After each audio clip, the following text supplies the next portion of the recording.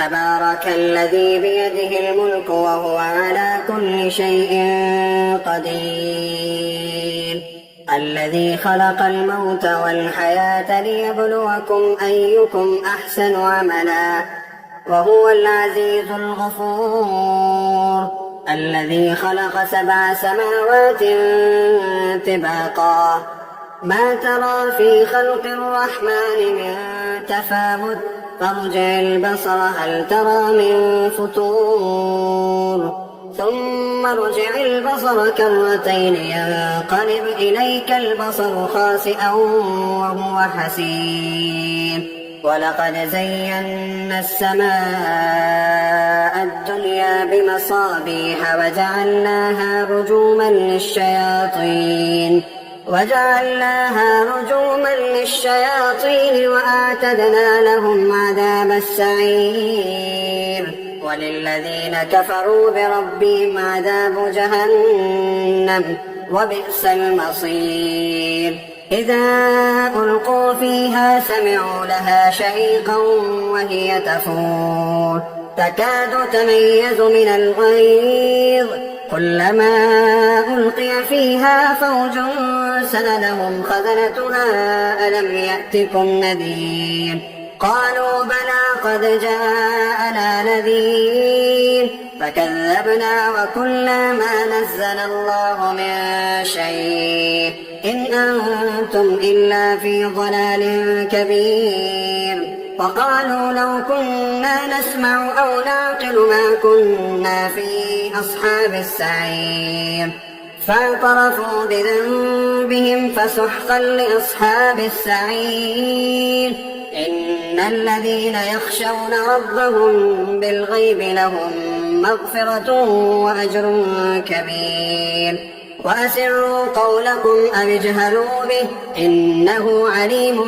بذات الصدور ألا يعلم من خلق وهو اللطيف الخبير هو الذي جعل لكم الأرض ذلولا فامشوا في مناكبها وكلوا من رزقه وإليه النشور أأمنتم من في السماء أن يخسف بكم الأرض فإذا هي تمور أم أمنتم من في السماء أن يرسل عليكم حاصبا فستعلمون كيف نذير ولقد كذب الذين من قبلهم فكيف كان نكير أولم يروا إلى الطير فوقهم صافات ويقبض ما يمسكهن إلا الرحمن إنه بكل شيء بصير أمن هذا الذي هو جند لكم ينصركم من دون الرحمن إن الكافرون إلا في غرور أمن هذا الذي يرزقكم إن أمسك رزقه بل لجوا في عتو ونفور أفمن يمشي مكبا على وجهه أهدى أمن يمشي سويا على صراط مستقيم قل هو الذي أنشاكم وجعل لكم السمع والأبصار والأفئدة قليلا ما تشكرون قل هو الذي ذراكم في الأرض وإليه تحشرون ويقولون متى هذا الوعد إن كنتم صادقين قل إنما العلم عند الله وإنما أنا نذير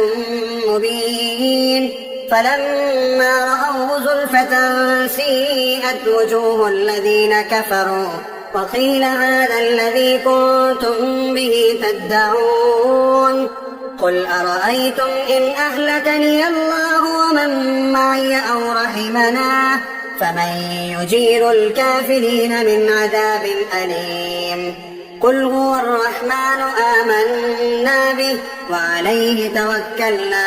فستعلمون من هو في ضلال مبين قل أرأيتم إن أصبح ماؤكم غورا فمن يأتيكم